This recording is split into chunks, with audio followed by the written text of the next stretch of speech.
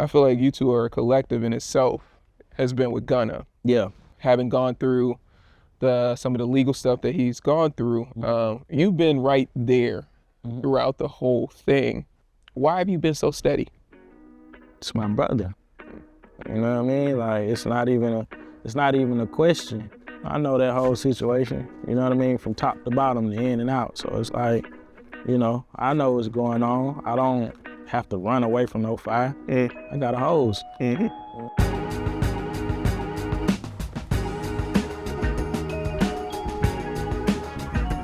Turbo, everybody! Yo! Come on, keep it up. All right, come on, keep it up.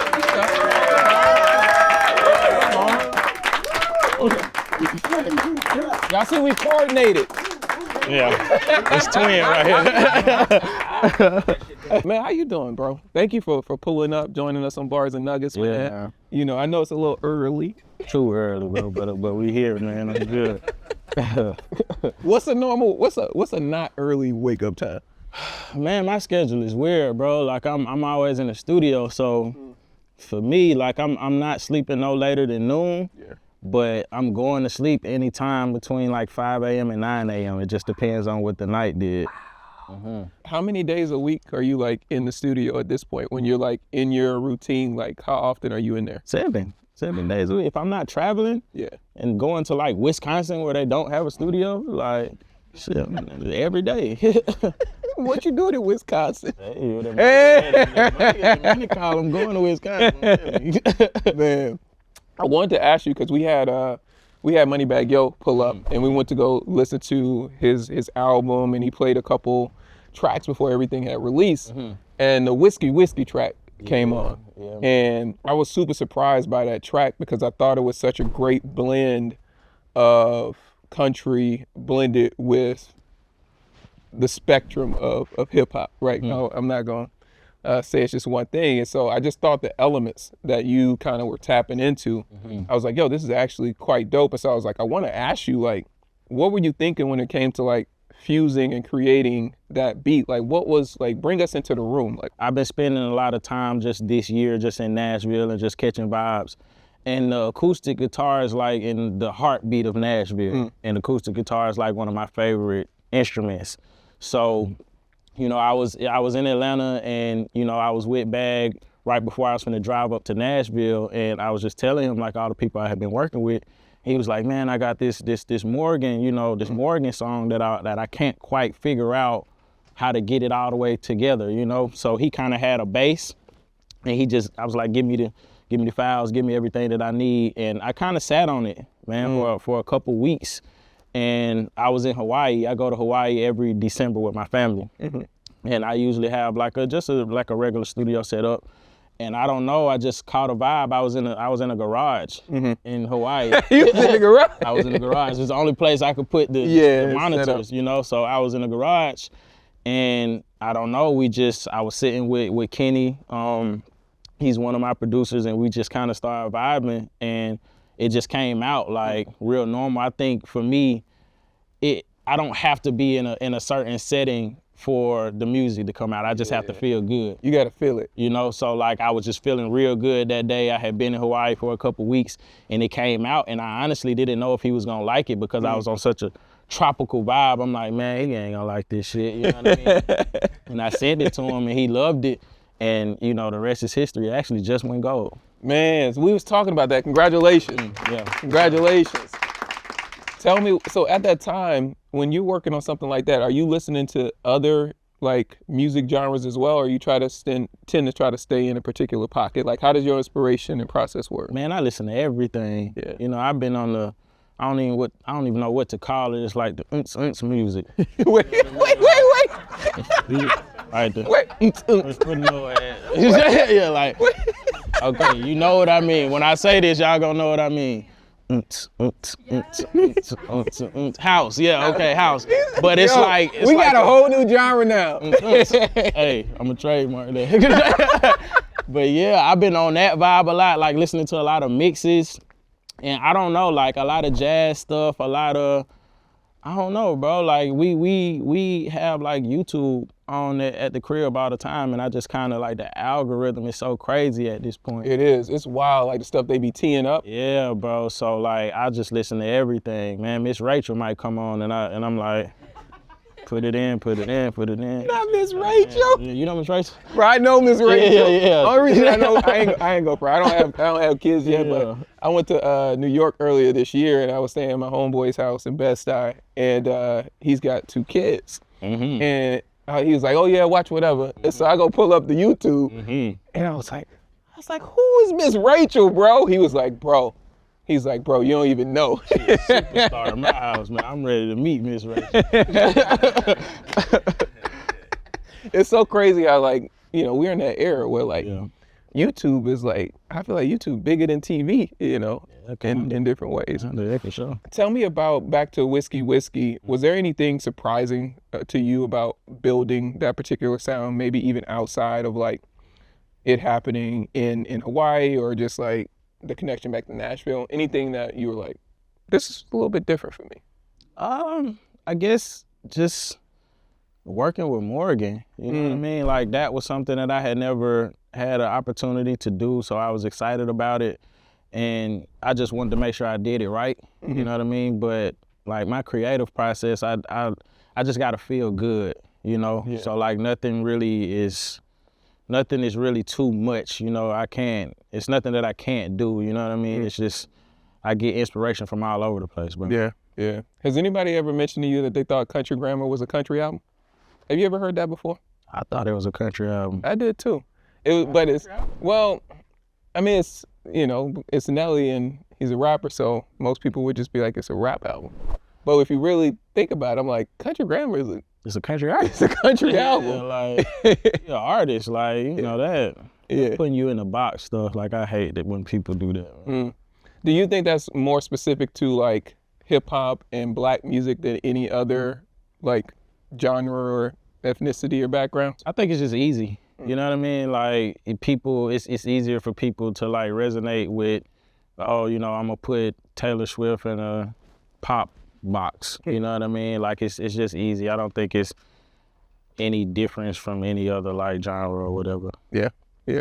Talk to me about when it comes to, like, I feel like you're like the forefront when it comes to like blending these different sounds. I think especially because like you said, like you listen to everything, right? From, you know, Gunna's Out the Hood to Whiskey. How do you balance that when it comes to innovating, but also respecting like some of the core pillars and elements of a sound? I just be creative, man. Like I don't see no walls. Like I see colors when I make music. So like if I get the opportunity to do, you know, a Whiskey or work with Gunna, it's like I just see colors. I don't look at, you know, I don't go back and listen to their old albums and try to fit in with that. It's like we're gonna have a conversation, we're gonna talk, see how your day was, what you got going on, what you wanna eat, whatever. You know what I mean? And try to just have like a normal vibe. You know what I mean? Yeah, no, and I love that, because what you're kind of doing is you're trying to get a feel for where they are as a person, whether it's emotionally, mentally, just life, because you could pick up that vibe and translate that vibe into the sounds. Like music is the soundtrack of our lives. You know what I mean? So I'm not going into no situation trying to make a hit or whatever. You know, I'm trying to, you know, put whatever somebody might be going through or how they feeling into, you know, the color of music. How did you start to kind of learn that, right? Because it seems like, to me, that seems like your superpower. It's like you recognize like, oh, this is how I'm able to work with artists and best set them up. Like, was that something you learned early on, or was that something that started clicking for you, you know? I guess it clicked once I became, you know, successful in music. And it was like, oh, it's no rules. Like we make the rules. Like when you coming up, you think it's rules, and it's like, oh, you gotta be in this key, or you gotta do this. And like when I realized like it's no rules, we make the rules. You know, we can make the history. We can do whatever we want. You know, that's when my outlook on how I create just started to change. It's funny when you're coming up, you think, oh, it's got to be this way. If it's not done just like this, it won't be successful. Man, I wanted it so bad, I was ready to join the Illuminati, man. How many meetings you went to? I couldn't get in contact with them, man. Illuminati at Gmail. I didn't know. I couldn't get in contact, but yeah, you think it's rules, man, and it's really not any rules. It's really not. You know, it's like you make the rules. Yeah. You mean you can break the rules too. Yeah, because you made them. You had mentioned, obviously being inspired by a lot of different stuff. Is there like any music outside of hip hop or any artists outside of hip hop that you're listening to right now that you're like, you just been tapped in with?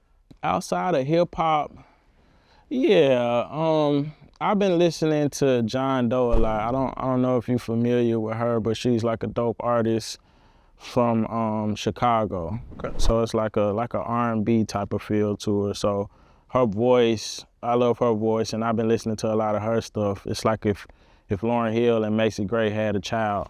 Oh, wow. That's her vocal tone. So I've been listening to her stuff, and then I'm like even moving around with Terrace. I met Terrace Martin since I've been out here in LA, and just going through his catalog, just like the jazz stuff, like bro, Terrace's catalog is outrageous. And the amount of instruments that this guy can play is also equally outrageous. So we've been working a lot together, so like that's kind of I've been on the jazz wave, I've been on the unks wave, I've been on the, the R&B, like, and some of these artists, I don't even know who they are. They pop up on the YouTube, and once I guess I listen to it or whatever, then it starts to become a play again type of thing. But I've been listening to everything, bro. What have you picked up? You mentioned hanging out with Terrace. What's some of the stuff that you picked up or observed like from his practice? Never stop learning, like never stop pushing for real. Like, you kind of get to this level and you think, oh yeah, you did it or whatever, and it's like this man play the bass guitar, then turn around and play the piano 2 seconds later, and then turn around and play the saxophone 3 seconds after that. It's like, man, I just know how to play one instrument. You know what I mean? So I really learned that, and just like how to maneuver through this game. Like, he been doing it so long, so like it's just little tips and tricks. Yeah, I mean, I think that's one of the probably equally important things is having someone that could like give you the game. Yeah. Not trying to like gatekeep information. Yeah, for sure. And also trying to play it forward. And I think that's what's so dope about Terrace is like he really about that. Yeah, that's like it's just. Can I say nigga? Yeah.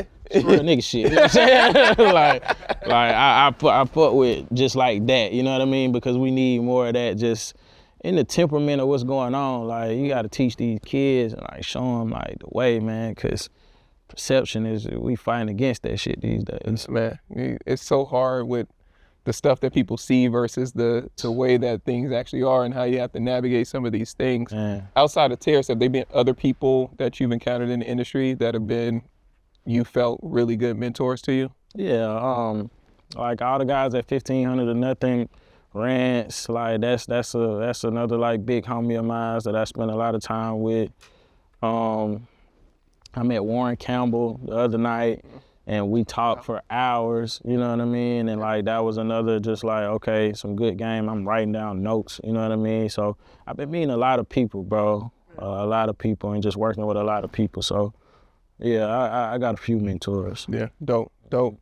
Now, you've worked with a lot of like big boundary pushing artists, whether it's, Young Thug, Gunna, etc. Mm-hmm.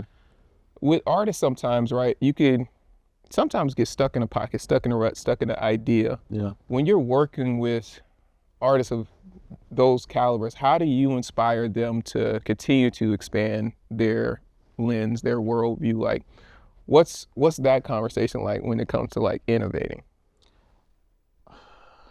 I don't know, man. Like, I'm kind of like Dr. Dre in the studio. You know what I'm saying? Like, I'm not accepting like mediocreness. I'll leave. Oh, word. Yeah, I'll leave. You know what I mean? Like, if we gonna do something that sound like, the past, or if you're not open-minded, my energy will just change. So it's not nothing that like, it's not one thing. You know what I mean? I'm just coming into the environment with like a strong opinion, you know what I mean? And like being the person that does this, like I'm a producer. Yeah, you know what I mean? Like, so let me produce and let me, if I see any inkle of like, you know, a box. You out. Because the last thing you want is to sound like, you don't want someone to be like, oh man, that new Turbo sounds like. You'll never hear anybody. Ever, you know what I mean? Yeah. So it's my process, man. Like it's different. Like how I approach everything. I just want to like push the limits because I got the opportunity to. So Yeah. for me, like going into it with all these different artists, it's like we gonna have those conversations. Like what can we? Why, you know? Like I want my album to sound like, you know, like Stevie Wonder and Future. You know what I mean? Like that's like Kool-Aid. Like what is that? You know what I'm saying? Like yeah. So it's like if I can't go into a studio and kind of get that much of a you know what I mean? Like then it's I just know, okay, I gotta pull back and this is give you some beats, have a nice day, you know what I'm saying? See you later. No, you know what I mean? yeah, because it sounds like you end up being able to segment out the types of folks that don't operate at the level which you want to vibrate at, right? Yeah. Tell me about, you're working on your next full-length album, yeah? Yep. How are you approaching that project? I imagine it's got to be a little bit harder than working on everybody else's. Yeah, I mean, it's actually a little bit more funner because there's no rules. You know what I mean? And like, that's why it's been taking so long, bro. Like I'm really in it, you know what I'm saying? I'm really passionate about like the frequency that it's gonna give off. I want it to be a classic album, you know what I mean? So. How do you define classic these days, you know? Like what to you makes an album classic? Is it timeless? Is it the sounds that you bring into it? Like what's that? It's all of that, you know what I mean? It's timeless, it just feels good. Like being a person that's the creative, you know, it starts with the producer. Like for me, it has to just feel good, you know what I mean? And it has to speak to like more than me, it has to speak to this entire room, you know what I mean? So like if it's that, then I know, okay, I'm somewhere. And then I'm gonna try to just deconstruct it and flip it, you know what I'm saying? And see if I can land somewhere else. And if I can't, then cool, I had it. If I do, then okay, we pushing it to another limit. So that's just like my approach with my album, with everybody's album. Like how far can we push the limit? You know what I mean? Like where can we go? And everybody isn't as open, so that's really what I'm dealing with. You know, you'll get happy with my demo. You know what I mean? And for me, it's like, man, that's the demo, man. Like, you know what I'm saying? Like, he gonna put that out for them. You know what I mean? Right. So it's tug and pull, but I'm having fun though. Is there for the fans that obviously anticipating the project, are there any sounds or artists you might be working with that folks might not expect? It'll probably be some artists that nobody's familiar with. Okay. You know what I mean? Some like dope songwriters that nobody's familiar with. That's another thing that I feel like makes a project or an album like timeless or classic when you bring something new to the environment. So it's gonna be a lot of those, you know, just like giving opportunities to like the new creators and the guys that, you know, might not have like a mainstream platform, but they deserve it. Yeah, you know absolutely. what I mean? So it's a lot of those, and then just like my regulars, you know, like the Roddies, the Gunnas, you know what I'm saying, of the world, like just my regulars, my guys. All right, Turbo, we're gonna take some questions from our audience. Y'all excited? Y'all ready? Okay. So let me go to my first question back here on this side. Let's have you introduce yourself and ask Turbo your question. Appreciate it. What's good? My name is Kevin. Earlier you said that winning platinum was an energy. So I wanted to know, like, how do you tap into that energy and how do you manipulate it? Or do you know when you drop something that this is going gold or this is going platinum, if you talk about the energy side of it? Nah, you don't never know. Like anybody that's saying, yeah, I knew it was a hit, that's a fucking lie.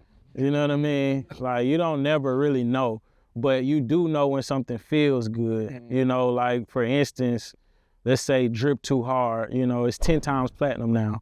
When it came out, you know, I just knew, man, this is a great song. You know what I mean? And the energy of Gunna and Baby at that time was like so high. So I didn't even know what that meant. You know what I'm saying? Like Whether it's gonna go gold or platinum or how fast, you can't really call that. But for me, creatively, that goes back to what I'm saying. I understand that I put everything I could into that song, and then it correlated. So now it's like, on the creative side, I'm like, okay, if I put everything into it and don't cut no corners, if it's something that I'm hearing, even if it's the smallest thing in the mix, address it, then, you know, it might correlate to like a gold or a platinum or whatever. And, you know, that's been my way of thinking, you know, the smallest detail, like pay attention. Appreciate it. Oh, thank you for your question. All right, we gonna go to our next question. Homie on the back. How you doing, man? My name's Juwan. You know, people don't really talk about, you know, the start, the beginning. Like, they see the success, but the grind to get there. In the beginning of your career, how did you overcome? Like, did you have any moments where you had any doubt, or you felt like you lacked like the motivation to do it? And how did you overcome it to get to like how you are now? Hell yeah, man. What doubt? Hell yeah. I was working so hard, you know, in the beginning, I didn't even understand what I was doing it for, you know, and it got so dark at a point. I remember like being homeless, you know what I'm saying? And I used to have to like, you know, get hotels just to kind of get my own space because I was going couch to couch. And you know, this particular time I had got a hotel, and I was watching like a Nipsey interview or something, you know what I mean? And I'll never forget this moment. I was watching this interview, and he was speaking about writing down your goals, you know what I mean? And like how they're going to happen when you write them on a physical piece of paper. And for me, I'm in this hotel, I'm like, shit, man, what's the worst that What's the worst? You know what I'm saying? So I remember like I was at the Homewood Suites, and I wrote down all my goals, and you know, it's like platinum producer, you know, have a single. Yeah, it was like take a flight, you know, was on there because I hadn't even been nowhere at that point. And I remember like kind of being at my lowest around that time, and I wrote all that stuff down, and then I don't know, like kind of shortly after I started getting like a little light. And light, I mean, as in like I had the opportunity to like work at a studio consistently, you know what I'm saying, and make money. That's all I needed, you know what I mean? Like I can work at the studio, I can engineer, I can sell my beats and hustle up. That's all I needed, and that was like enough light for me to get to the next day and the next week and the next opportunity. And you know, since then, since I had wrote that stuff down, you know, and from that point it started to snowball, you know. And I was working at this studio. It was Loud House. I was working at this studio, and this was when it was like on the east side in the, oh my Jesus, like it's right off Moreland in like an abandoned building, you know, and when it rained, it used to have to drip, you know, and you have to walk through it. But I love that spot because I could go there at any time and make my little 250 or whatever, and, you know, get a burger, whatever, you know what I'm saying? And, you know, from that place, we was making so much money with my guy that's still my man, JD. He owned it. We was making so much money in that little spot. He built a bigger studio in a nicer part of Atlanta, in Buckhead. Soon as we got done building, Thug and Gunna came. And then when they came, like literally weeks after we built, they locked it down, you know what I mean? And like basically booked out all of the rooms, you know, and that's when me and Gunna had an opportunity, because I've been on Gunna since we was kids, but now we have a place to come every day, you know what I'm saying, and like work together. And that was Loud House. And then they started to create this environment where they wouldn't leave the studio, you know? So now we're here 24 hours of the day. Like I'm there 2 days straight, I'm going home, take a shower, and then I'm coming right back, you know what I mean?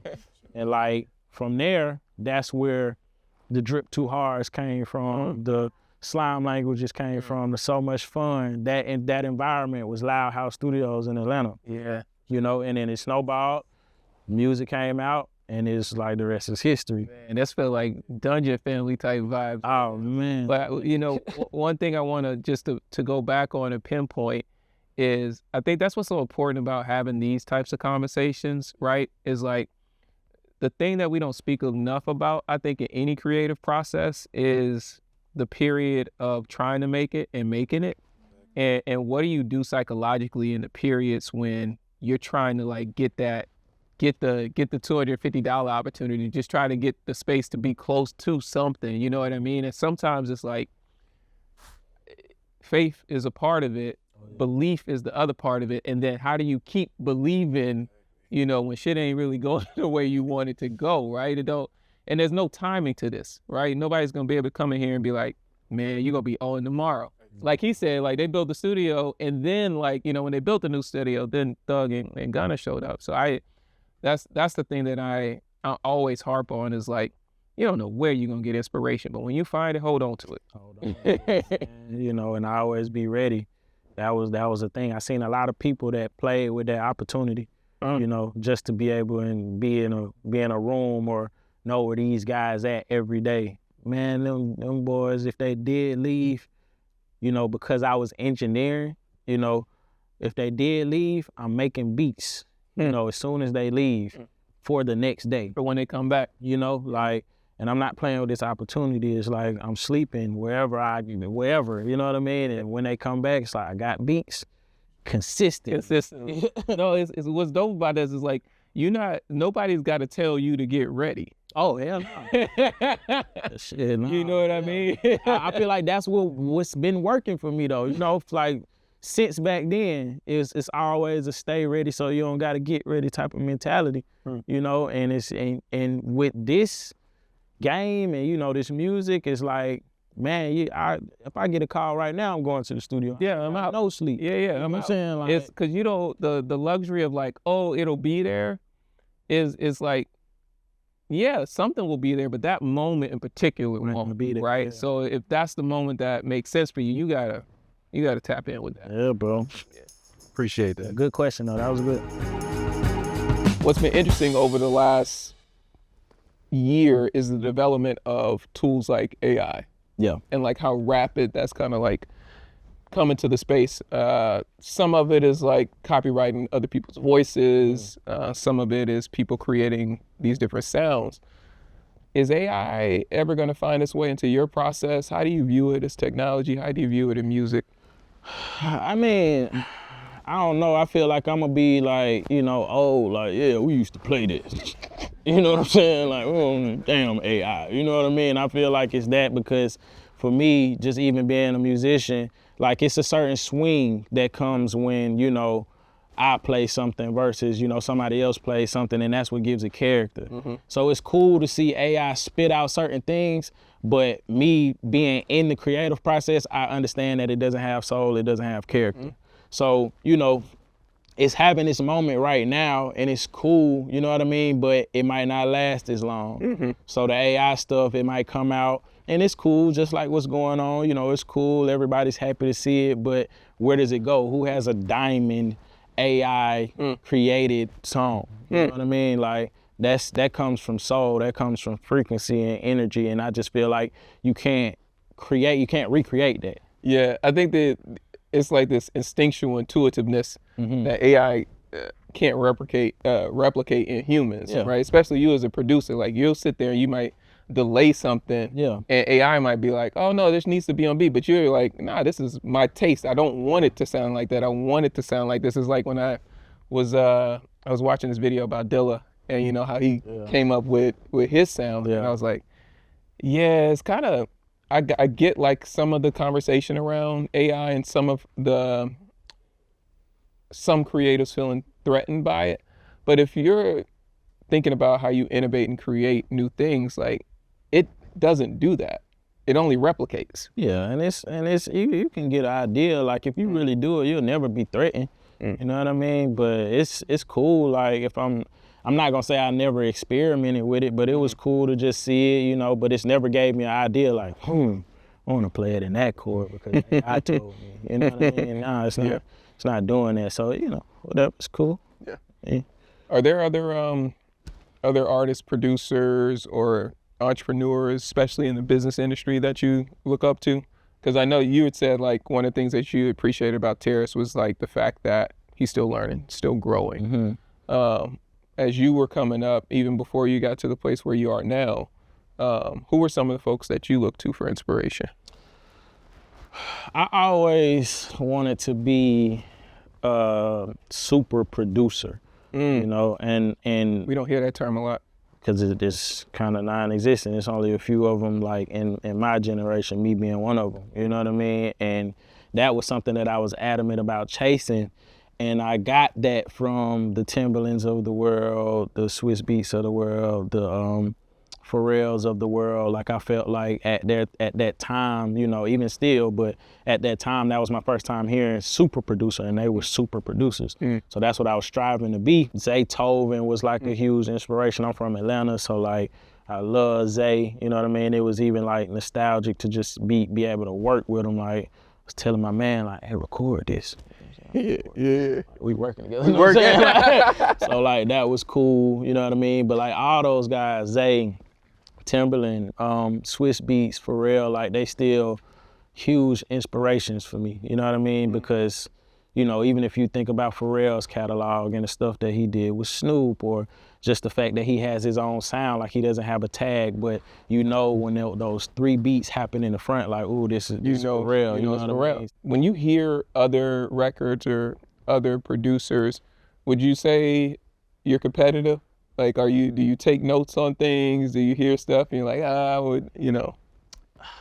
I don't take notes. I'm just like a gladiator though, like, you know what I mean? I'm like, ooh, like, all right, he doing this thing, you know what I'm saying? Like, wait till this drop. You know what I mean? Like, Is there anything you've heard where you're like, I wish I would have made that? I wish I would have met, yeah. And maybe it's from the past, right? Maybe from cats that you admire coming up. I wish I made Fuck You Mean. Yeah. You know what I mean? Like, I'd be wishing that, you know what I mean? But that's kind of like the only thing. I'm still like a lover of music, you know what I mean? So when it's done right, I still like just appreciate it, so it's cool. Yeah. No, I get, you know, I obviously get like that. Yeah. Like, you know, it's just certain stuff you see, especially when you're like just conversations that you might have with other people. Yeah. Damn, I wanted to ask that question. Yeah, for sure. Yeah, for sure. That was a good question. You know? So, man, like one of your long time and maybe even growth as I feel like you two are a collective in itself, has been with Gunna. yeah. And maybe from the perspective of how he's evolved, not just musically, but personally, having gone through some of the legal stuff that he's gone through. You've been right there throughout the whole thing. Why have you been so steady? It's my brother. You know what I mean? Like, it's not even a question. You know, it's like, I look at everybody outside of this life that, you know what I'm saying, that we had the opportunity to live. It's like, I'm still grounded, you know what I mean? And it's like, I know that whole situation, you know what I mean, from top to bottom, in and out. So it's like, you know, I know what's going on. I don't have to run away from no fire. I got a hose. You know what I mean? So shit, if you want to put it out, I'm with you, we can put it out. You know what I'm saying? We want to let it burn on. But yeah, with that situation, it's like, all jokes aside, it's like, it's my brother. You know what I'm saying? I would have did this for any of my brothers, whether they were rappers or whatever. I do this for my brothers, whatever situation, you know, that they going through. It's like, I'm always be there, and I expect the same thing. How tough was it seeing how media and maybe uninformed folks outside of the situation were like maybe speaking negatively on his name? It was tough at first, you know what I mean? But then you start to understand, like, the internet isn't a real place. So it's like, you kind of just go numb to it, like, what is he talking about? Yeah. Blocked. That might be my favorite feature. Blocked. You know what I mean? Like, get him out of here, like, because I don't have to see it. Yeah. I live a real life, like, a lovely life that I'm, you know, thankful for. So, like, you know, the internet is like this table, it's a bubble, or really this cup. You know what I mean? Like, it's not even as big as this table. Why would I make this into my world? I can't fit in this damn cup. You know what I mean? So, you know, I just learned early on, you know what I mean? Like, you know, stay grounded and really, that's what I've been telling people all year. Like, figure out what makes you happy. You know what I mean? A lot of people, you ask them what make them happy, they can't even answer the question. Yeah. Oh, $1 million. It's like, bro, like what really makes you happy, what genuinely makes you happy, what makes you smile, you know? And when I figured that out, it just made that whole process so much easier, bro. Yeah, because you knew what was important. Yeah, man, it's like, oh shit. Pecans, man, and then look. So I had the opportunity too to see everybody run it back too, you know what I'm saying? No, Like, yeah, so that's what I'm saying. So like, you know, I definitely want to get into that because like, I know y'all recorded 100 songs on a yacht. Not 100 songs on a yacht, but yeah, a good amount of songs on the yacht, and Yeah. you know, during that whole process, yes. I mean, well, one, that's crazy. yeah.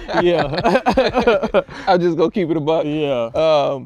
But secondly, you know, it seemed like, and maybe this wasn't what y'all was on, but it felt like y'all had something to say.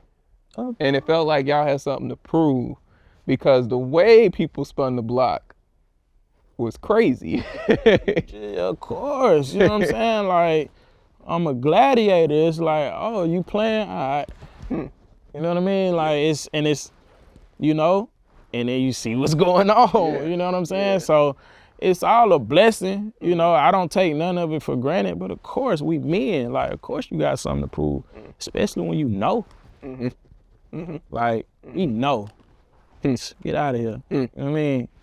So, What was the energy like going into that project? Were you still working on other stuff or did you like go into a tunnel? oh yeah, I locked in with him, you know what I'm saying? Like, we got in our own island, you know. I had stuff here and there going on, like little one-offs, but, you know, I wanted to give my opinion, you know what I mean? And I always had the availability to give my opinion on that music. So, you know, I was there during that process, you know, just like making sure I was there as much as I could. Going back to the yacht moment for 1 second, was that the first time you had a session like that where you were like on a boat? Yeah. How did that change or impact your creation process? It ain't no damn rules. You know what I'm saying? Like, sitting here like this making beats. You know what I mean? It's like, man, we on a boat. You know, and you look out the window and you see the water because, you know, the studio is like down in the boat, if you're familiar. You know what I'm saying? Like, so you like this with the water, you know, and then you get this much sky when you're looking out of the window, so you see the water right here. It's just like, damn, like it's no rules. Like, we don't need no studio, you know what I'm saying? Like, no walls or no building, you know, and it just, you know what I'm saying? Just opened up my whole everything, just like with my comparison to the cup. You know what I'm saying? It's like, man, this is the cup. Everybody is like trying to pack into this cup, not knowing this is a table, and then this is the rug, and then this is the building. You know what I mean? It just keeps expanding. Yeah, so like that was one of those moments, and then I've been on a consistency kick. You know what I'm saying? If you can't do nothing consistently, then you ain't doing it. It don't really matter. You know, so like when we was consistently, you know, damn near a month in, like on this boat, on and off, pulling it out 6 in the morning, coming back, pulling it out 3 in the afternoon, coming back, you know, whatever. It was like, yeah, it ain't no rules. I just want to run that session back. Shit, you and me both. Yeah, that was a moment. We was on the island, you know what I'm saying? So it's cool. It was videos we shot that didn't come out, you know. It's stuff for like my vlogs and stuff, like good footage of it. Like, it was definitely a time. Yeah, I'm sure the archive is crazy. Oh, the archive. It's a vault at this point. Yeah. Well, what else you got coming up that folks can look forward to, should be tapped into? 2020, what's next year? 2025. Yeah. Loaded. No, you loaded. Yeah, loaded. Okay. You gonna have to spin the block. Can't wait, give me the key. Go to the studio. Hi, my name is Takira. Something I really respected is how you refer to Gunna as your brother. Yeah. What advice would you give to any creative that's building a team right now? Because I feel like that's the hardest part, is to find someone who is loyal and that truly believes in your vision. Yeah, I mean, that is pretty difficult, but I think it's an energy type of thing. Like, when you give off a certain energy, it's gonna rub off on other people. You know what I mean? And like, if y'all frequencies don't match, then you have to believe that. You don't believe in what you think of somebody, you know what I'm saying, or what you want them to believe. Like, believe what they're showing you, and you consistently just be yourself. So if you want to be loyal, be loyal to everybody, until they show you that one time, and that's it. You know what I'm saying? Like, if they show you something that one time, believe it. You know what I mean? And Gunna ain't really showed me that. You know what I'm saying? I never really had no opportunity. Like, story time. You know what I mean? It was Miami, and wrecked a Lambo.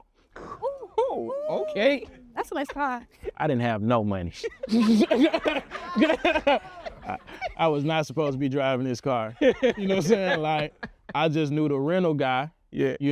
And I was connecting him with Gunna, and he just brought it to his show or whatever. He was supposed to take it after his show, but he was tired. He didn't want to take it, so he was like, just drive it to the followers or whatever. But they had done win, and I'm in a Lambo, so I'm like, whatever, cool, y'all do y'all thing. You know what I mean? Like, and I wrecked it. You know what I'm saying? Ain't had nobody to call but him. You know what I mean? And this is DS3 Gunna. You know what I'm saying? Like, and I'll never forget, this man turned around on the highway. Like, reversed on the highway to the next exit, came, met me at the where I wrecked the car at, convinced the rental man and the people, like, hey, we'll pay you cash, we got money. I ain't had no money. You know what I'm saying? We'll pay you cash, we got money. You know what I'm saying? Like, I ain't trying to get him in nothing, like, let us go. Dumped out, you know what I'm saying? And like, figured it out later. And it was like, I ain't had nobody to turn to at that point. And that was one of those like real defining moments where I'm like, okay, this my man. You know what I'm saying? Like, like this is, you could have just been like on some rapper shit. Like, He could be like, deal with it. But, ain't my problem. I'm hearing the Sprinter reverse. You know what I'm saying? Like, and he's telling the driver, hey, turn around. You know what I'm saying? And like, got there fast, and it, those moments, it's been guys that showed me those moments, and it's been guys that showed me like, I can't trust you moments. And I believe it that first time, and then that's it, Yep. Thank you so much for your question. Thank all of you for your question. Let's show some love to Turbo. Love, right? Thank you so much for joining us. We got to run this back. I'm excited for the projects coming this next quarter in the 2025 that's loaded, fam. For sure. We'll do it. Cool. All right, y'all show some love, man. Thank y'all so much. Appreciate y'all.